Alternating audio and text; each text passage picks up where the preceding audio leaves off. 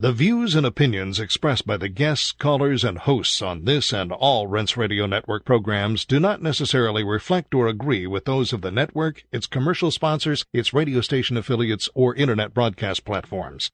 In these controversial times, we believe the First Amendment and freedom of the press are absolutely essential to the survival of our nation. Thank you.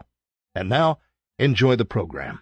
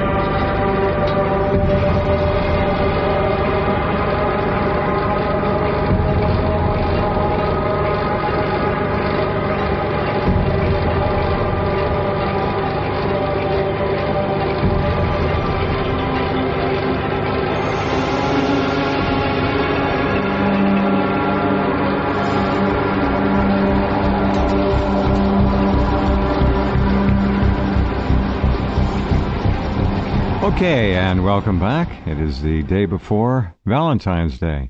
Hope you have a wonderful day tomorrow and a great weekend. We're going to start off tonight with a visit with our friend Gerald Celente. I've been looking at the new winter edition of the TrendsJournal, and it's extraordinary. If Time magazine looked this good and had the content that Gerald has, it would be very happy indeed. It's a junkyard now. The TrendsJournal is, without question, one of the finest print magazines on news, and we could call them current events, anywhere on the planet, period. Any country, anywhere. It's that good. And I kid you not. Let me just read a little bit from Gerald's opening statement. It's very, very well said. He writes, "This is my 34th year of forecasting trends. For the past dozen or so, when analyzing the trends that would shape much of the year ahead, I would say, how sad the future looks, less promising than the past. Unfortunately, I've been right. Each year ends worse than the year before, and I'm not alone. Along with indisputable socioeconomic statistics and hard geopolitical facts to back up my forecasts, even the polls agree. A just-released AP NORC Center for Public Relations and Affairs, a research poll found that 70% of Americans have no faith in government to make progress on the important problems and issues facing the country in 2014. 70% of Americans have no faith in government. When I was growing up, writes Gerald, it was a given that my future would provide greater opportunities than my parents. The greatest generation had enjoyed. Not anymore. A majority, 54%, say life in America is worse today than 4 decades ago.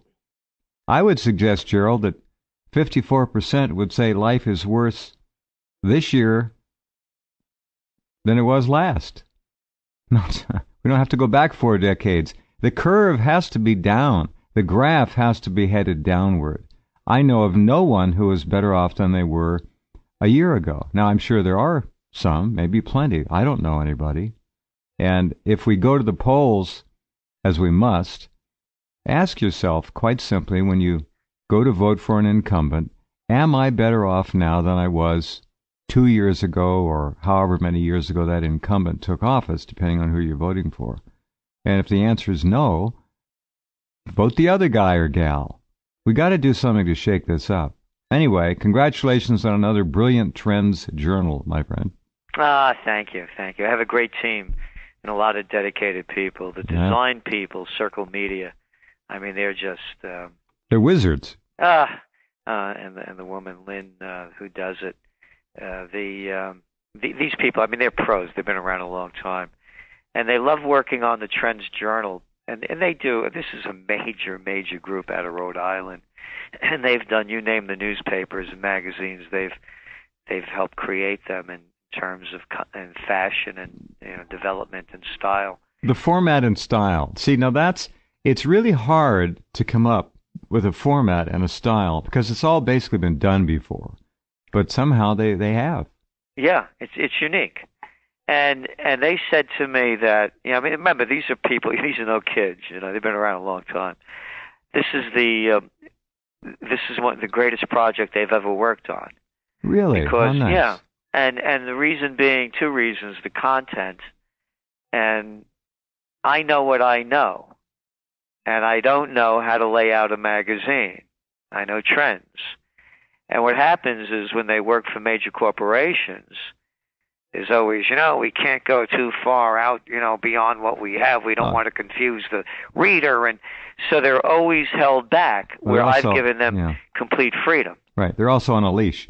So they, I just want them to create, they have the talent, and they've made a magazine that I say is beyond life and ahead of time.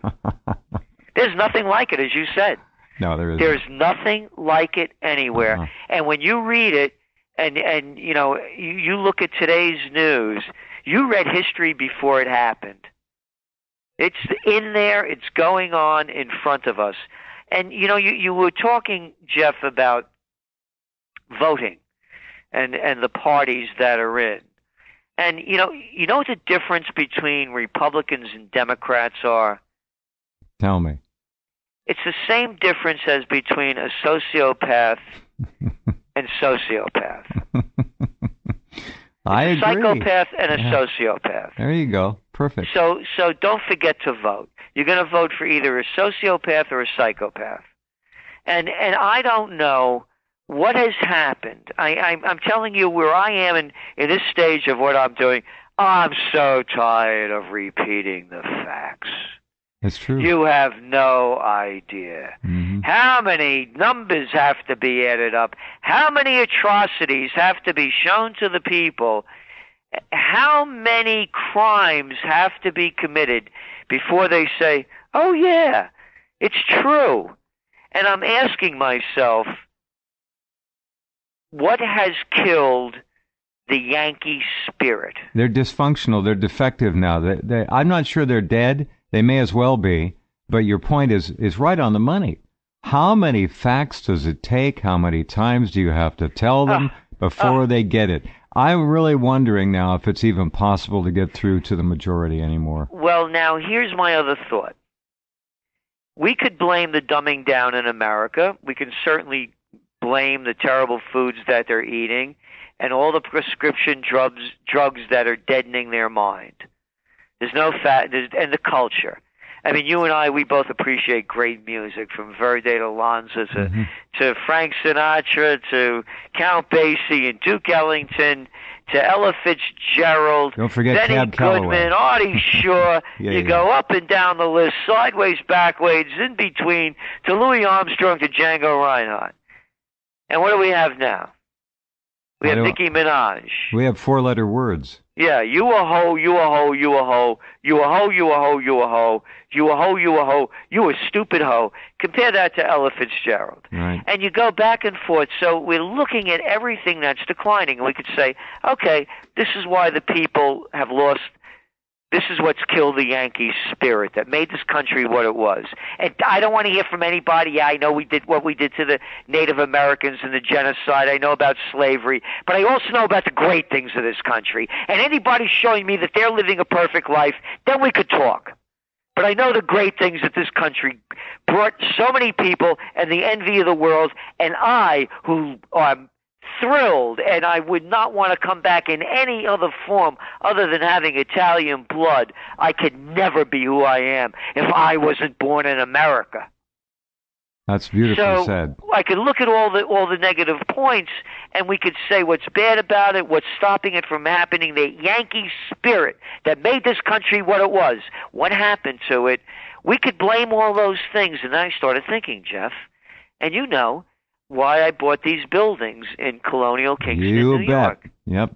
I came back from Berlin, which had to be, Germany had to be at the height of Western civilization in the 1930s. Absolutely. Philosophically, scientifically, culturally. Greatest country on the face of the earth at that time. At the time, right? At the time. How can they let a two-bit freak destroy their country? It wasn't the culture. It wasn't the prescription drugs. It's the human spirit. And whether it's Germany or Italy, as you and I love, with the greats, but Puccini, Rossini, Michelangelo, Da Vinci, how can they let a two-bit freak like Mussolini destroy their country? Boggles the mind. So that's where I'm at now. I'm asking this question. Yeah. Because you have the sociopaths and lunatics in charge. If I was on your show, first time on your show, you want to come back after the break? No, let's go through the break. Go ahead. Okay. First time on your show, and I said to you, Mr. Rense, I'm really good at killing people. Mm-hmm. What would you honestly think? You said that to me on the air? Yeah.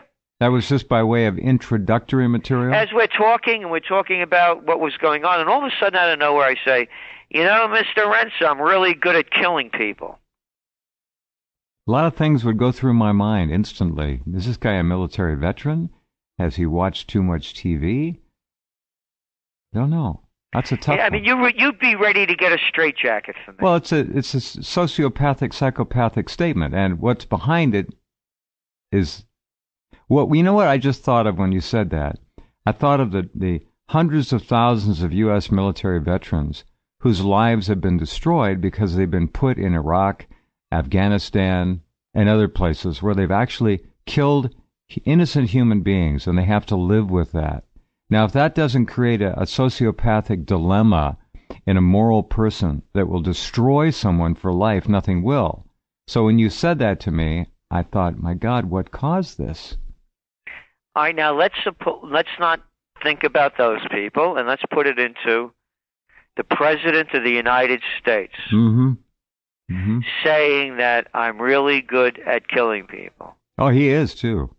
That's his comment according to a book that was written that has never been denied by the White House. So anyone saying that kind of comment, anybody listening out there sitting down and imagining someone they met saying that I'm really good at killing people, they would be saying, oh my God, I got a crazy person here.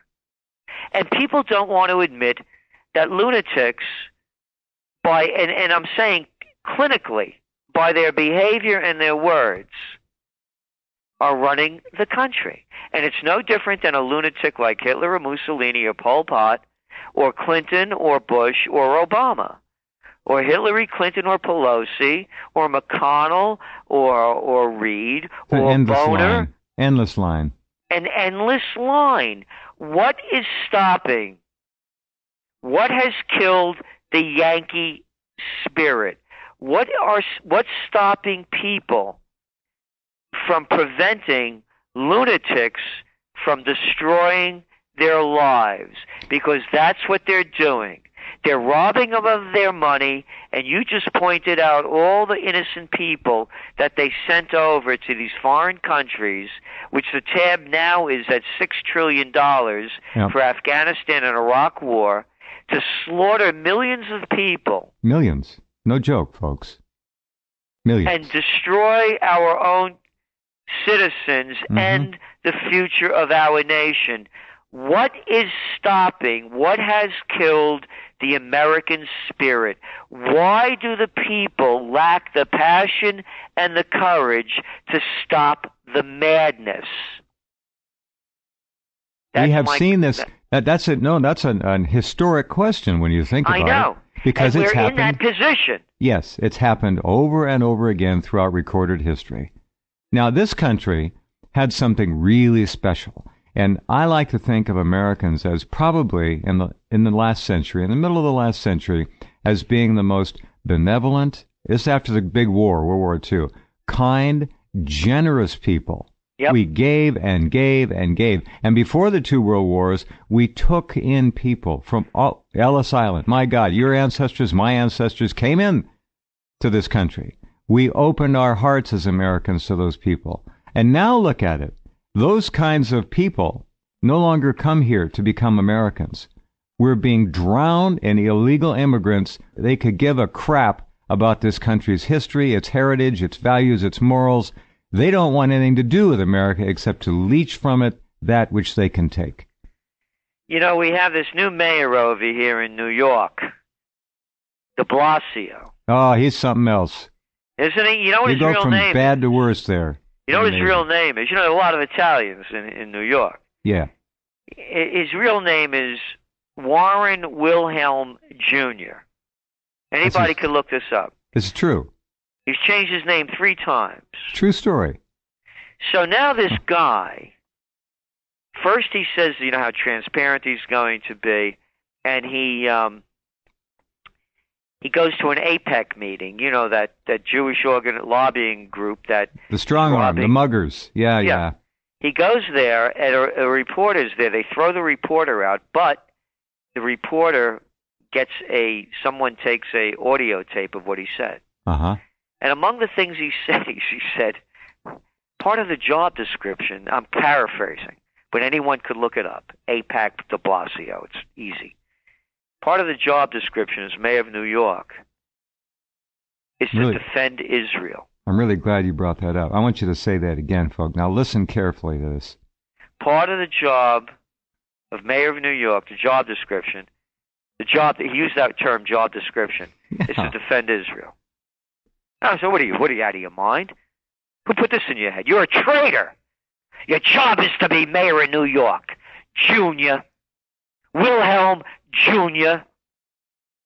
Then he goes on to say that his office, City Hall, is always open to AIPAC. Unbelievable. And that according to his philosophy, every American, again I'm paraphrasing, is the duty to defend Israel. And I've been tweeting this, by the way, and I put the de Blasio so they get it. You want to defend Israel, pack up your wife, your kids, and yourself, and go over there and fight. And then I'm thinking to myself, you know, it's de Blasio. He's married to, it looks like an African woman, very dark woman, right? Mm-hmm. Yeah, good luck. And, you know, if this was apartheid in South Africa, he'd be screaming bloody murder. Yep. But so I thought to myself, if only these Palestinians would get a couple of shades darker, then they could call it apartheid. That's a very interesting point, too. Half facetious, but right on the money. The Israeli nation, it's an apartheid nation. It's a racist, genocidal apartheid nation, privately constructed, conceived of, and bankrolled by the City of London bankster, gangster thugs. That's what Israel is. Openly racist. They've given numbers, folks. They haven't tattooed them on, but they've given numbers to all the Africans who claim Jewish ancestry and others who have emigrated to Israel. They put them in camps. They're going to evict them. These people are so over the line, it is beyond belief. And you will also make note that anyone criticizing the policies of Israel, I want to make this 100% clear, and if they don't understand it, do your homework before you contact me. If I criticize Israel, I am not anti-Semitic. Israel is a country. Jewish is a religion. Number 2, the people that are running Israel and account for over 40% of their population, I believe 47%, and the people that have been the prime ministers from Ben-Gurion to Meir to Sharon to Netanyahu, up and down the line, they are not Semites. Katisha? They're Ashkenazi. Look it up, A-S-H, Ashkenazi, K-E-N-A-Z-I. Ashkenazi. They call them Ashkenazim. And it's an Ashkenazi is a Germanic term. Look at Wikipedia. Mm-hmm. These are not Semites. They're Caucasian. Semites are from the Mesopotamia area. Right. Palestinians are Semites. They're the Semitic peoples. So exactly, and as other Semites in the area are. Right. But not the Ashkenazi. No. So the Ashkenazi are different than the Semites. So if you criticize what's going on, you can call me an anti-Ashkenazi. I'll accept that. Sure. I am against Sharon. I am against... Oh, he's gone. What will his legacy be? He's a pile of dust like everybody else. What's his way? Who cares? Who cares? Ben-Gurion, and not to say all Ashkenazis are bad, just like to say not all Italians are good or bad, or all Palestinians. People are people. Creed, color, race, gender, people are people. But in the meantime, stop the anti-Semitic BS. Save it for the kiddies. This is an apartheid state. Going back to de Blasio and your term on immigration, to bring it back. He now wants to increase the benefits in New York City that will cost all of us people more benefits, rights, and health care and education for illegal immigrants. Mm-hmm. What am I, 6 years old? I don't know what the word illegal means? This is who this guy is. He is the biggest fraud to face the city in my lifetime, and I'm a Bronx, New Yorker. It's just like every year we look back and the year behind us is they're getting worse every year. The mayors in New York are getting worse every year. This guy's a clown. Is unbelievable. He's a little boy. And everyone should go and listen to that speech of his at APEC. He is a traitor. Well, I am an American. Yeah. I believe in the principles upon which America was founded upon. The basics, by Jefferson, by Washington at his farewell address. No foreign entanglements. No foreign entanglements. The people that gave their lives, not these little boys, these little Bushes or Clintons or Obamas that couldn't fight their way out of a paper bag. These were the men on the front lines risking their lives and leading the troops, saying no foreign entanglements, and I got a bunch of jerks over here telling me, no, Washington's full of crap, and so was Jefferson, Franklin, Adams, and all of the rest. And the Constitution is just a shitty little piece of paper. You got it. This man should be immediately tossed. Where are the pitchforks? Where are the torches? Where are the people in the streets? He goes in front of AIPAC, gets on his knees, and grovels, and admits out loud and to the world that he is a traitor to the United States of America. That man is no more an American than a piece of rock is. Be right back in a couple.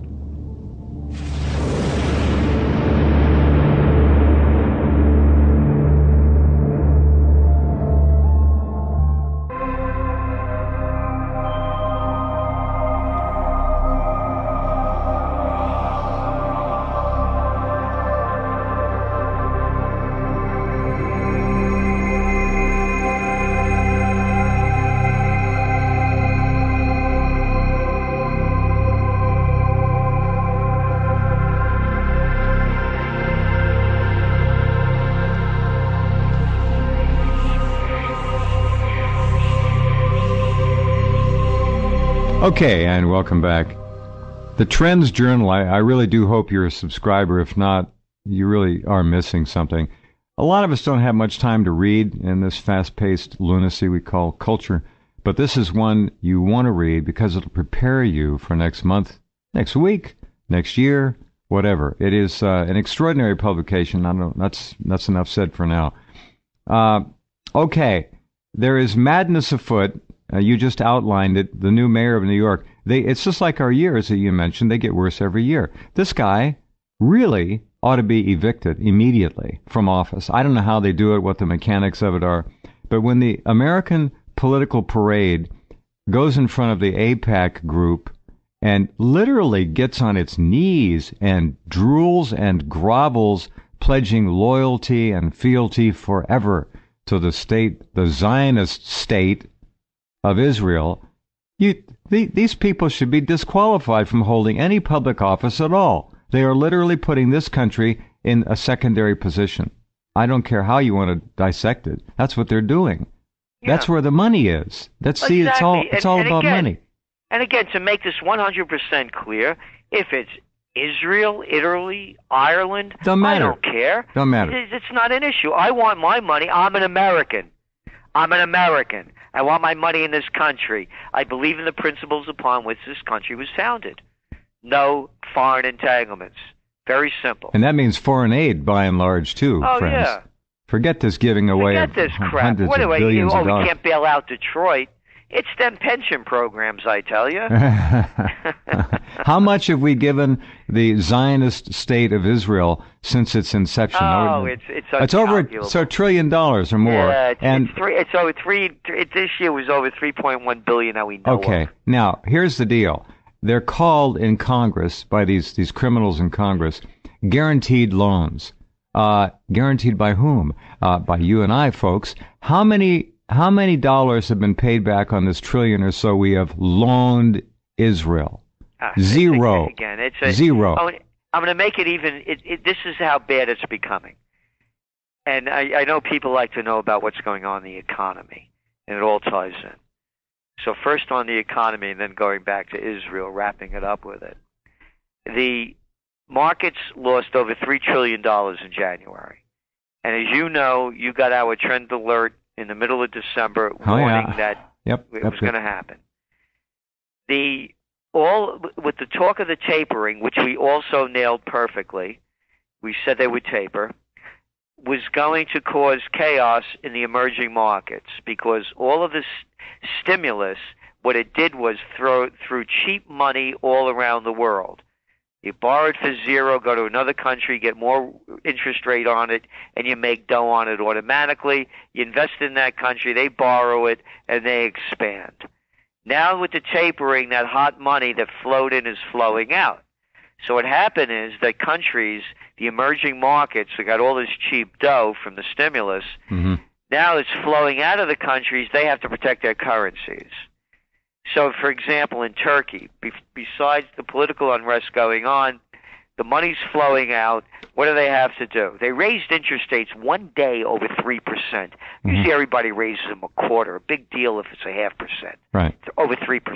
Yeah. To protect the lira, it's crashing at all-time lows. Indonesia, India with their rupee, Argentina with their peso, Brazil with their real, Kazakhstan yesterday devalued their currency by 20%, trying to protect the outflows of money. Now we're going into February. The markets are freaking out. $3 trillion lost in 1 month.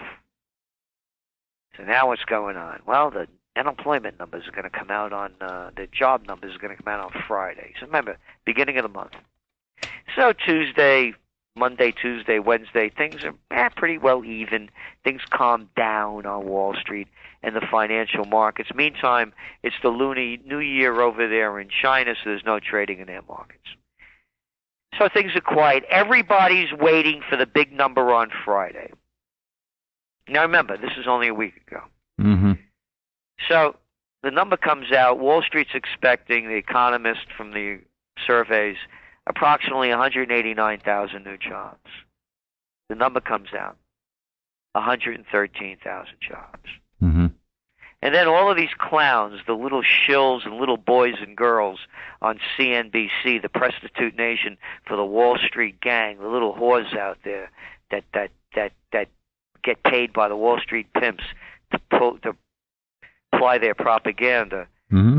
These people are all on these shows, and the word was they're going to readjust the December numbers because people like Mark Zandi and others that are regulars on these shows that are quoted throughout the media, the mainstream, they mocked the numbers when they came out in January showing December's job rates. So December's job rates was 74,000.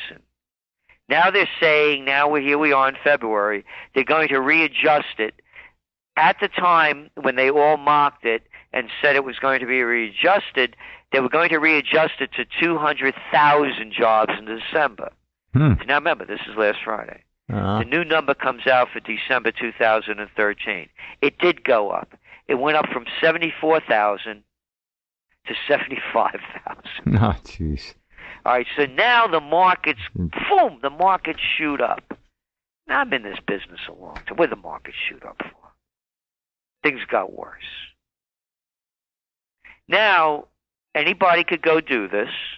Go to Yahoo Ticker.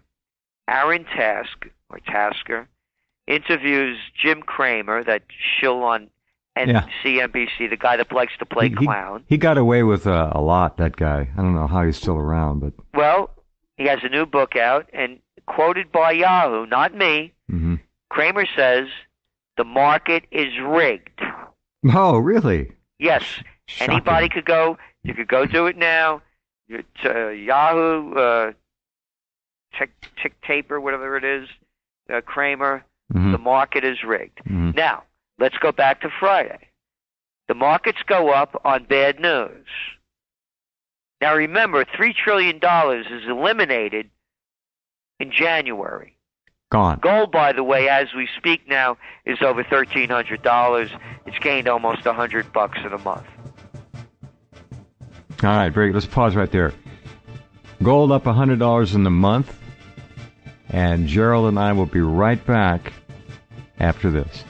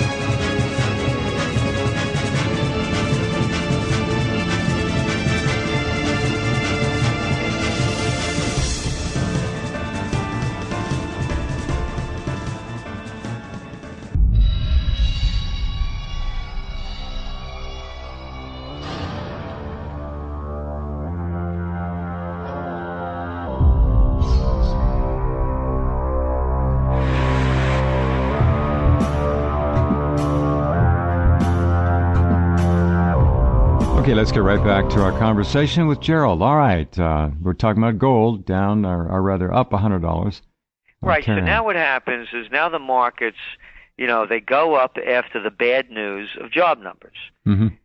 So now, remember now, again, in January, $3 trillion is wiped out. Emerging markets are all going down. Interest rates skyrocketing around, even in China, everywhere. And you don't raise interest rates in a declining economy. That only makes things worse. But they have to save their currency. Okay, so now there's panic on the streets. It calms down after the bad numbers. The market goes up. Going back to Cramer in that ticker, whatever it is, the Yahoo show, he said the game is rigged. All right, now we go into this week.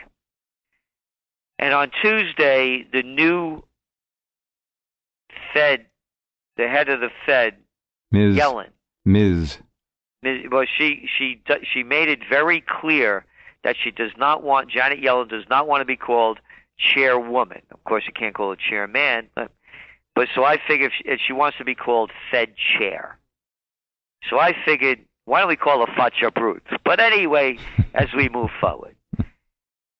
They're all waiting for, and by the way, I'll take a rap at the Fed anytime I can. It's Facha Brute, one after another. That little clown Greenspan that never said anything. Everyone pretended he was smart, and he didn't know what he was talking about, to this other flunky Bernanke.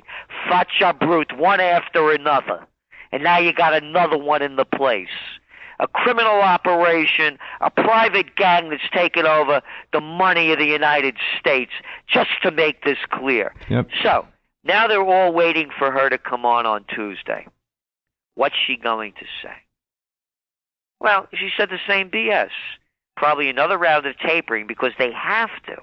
They cannot continue to dump this unprecedented amount of tens and trillions of dollars into the system at no money to boost up the equity markets, at which the banks are borrowing for virtually nothing. Mm-hmm.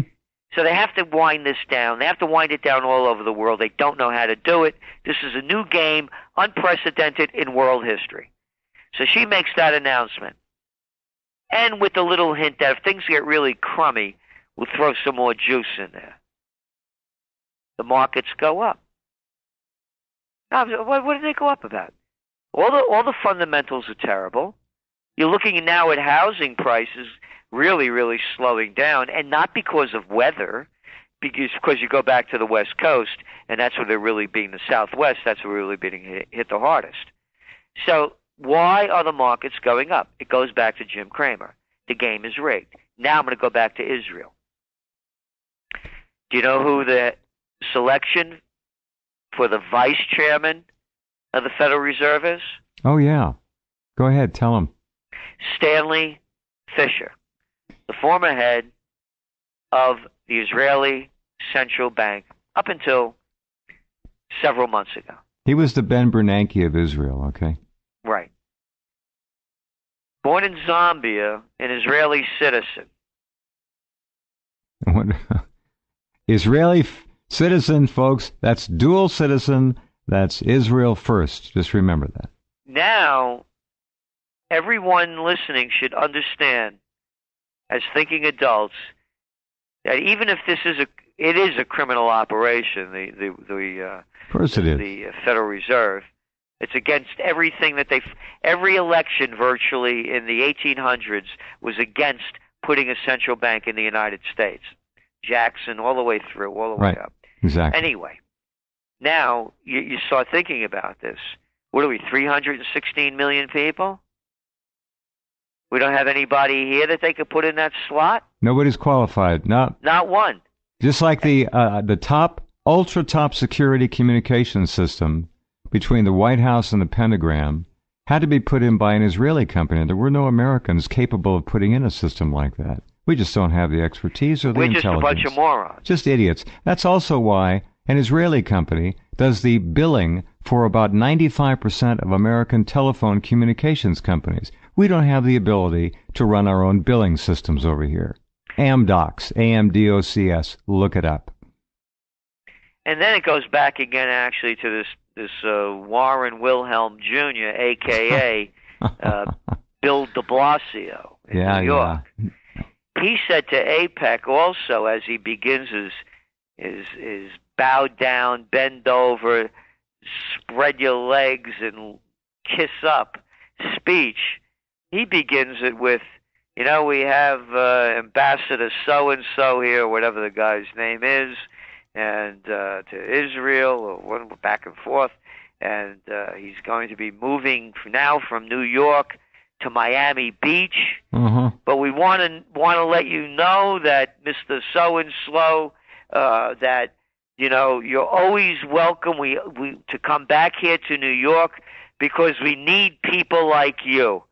What are you talking about? How about people like us? We don't count, sorry. These people, it's a separate club. Sure it is. Harvard, Princeton, Yale, bullets, bombs, and banks. It's a complete takeover. And people better get it in their heads that if they don't do something very fast, they are going down very quickly, because they have a track record that the Republican and Democratic mafia, the Bloods and the Crips, the murderers and the thieves, is to take your life and steal your money.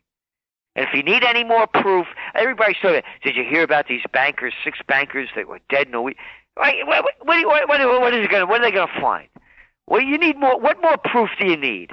How much more proof do you need? How many more fines do you need to get paid with no heads rolling on Wall Street? Exactly. How many billions more? How many more corrupt uncovering of events, whether it's the NSA, whether it's this latest leakage of the assistant Undersecretary of State Nuland in Ukraine on the tape with that little boy Pyatt, that little Guy that's the ambassador of Ukraine, talking back and forth, FUEU.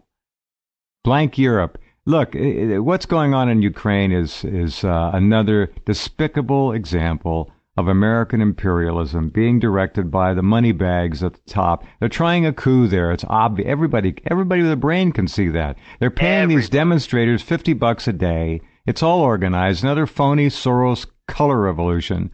And I hope Putin stands firm and goes in there and brooms them out if he has to. This has got to stop. Somewhere it's got to stop. And have you seen, I've been writing about it continually, the stream of propaganda coming out of the United States, beginning with the Sochi Olympics, is disgusting. I've read virtually every word of it. Really? I don't know. It is the propaganda at levels that are so imbecilic, and it's worked. Because now the latest polls came out, and Americans, and I've been writing about this as it began. I saw right through it. Mm-hmm. The latest polls came out. Americans' attitude toward Russia is at the lowest point since 1994. Oh, you remember all those stray dogs over there showing the toilets in the Olympics and all the rotted hotels and the anti-gay stuff and one after. Oh, don't forget! Alert! This is an alert. Breaking news. There's a toothpaste bomb. Do you hear about the toothpaste bomb? They may be on a plane to Sochi. Who can make this crap up? I know. It's hard to believe. A toothpaste bomb. How about a tampon missile? Who's making this just as frightening to me. I don't know. And then you hear this little mouse blitzer on the Cartoon News Network. And there's a toothpaste bomb, Uh-huh. And it worked. The majority of people now have a negative impression of Russia.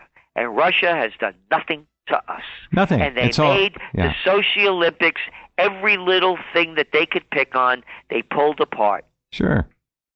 No, it's all designed to stampede the sheep in one way or another, to direct them. Russia is actually turning into, in many ways. Did you ever read about Edgar Cayce when you were in college? Oh, sure, yeah. Okay. You may remember that Edgar Cayce, in one of his trance readings, said, one day Russia, and this is way before anything, this is in the 30s, would be the light of the world. And in some ways, people are looking to Russia and actually saying that there's in a tacit sense, more freedom in Russia than there is in the U.S. now. Well, you saw the latest poll that came out about press freedom. America ranks 41 or 46 way down in the there world. and dropping. Yeah. Yeah. And then, and you're talking about Russia, when I didn't watch it, so I want to make this clear, but from what people told me and from what I read, that their opening ceremony was quite grand, from Stravinsky to great ballet. And, right? Yeah. Okay, so now this guy Hirschenstein, or whatever his name is, in the New York Times, big story, and he'd write about it and then throw digs in it. Now, if I give you an example, while they went through the history of Russia, they conveniently left out the violent Stalinist regime. That's the kind of innuendo. That's the propaganda.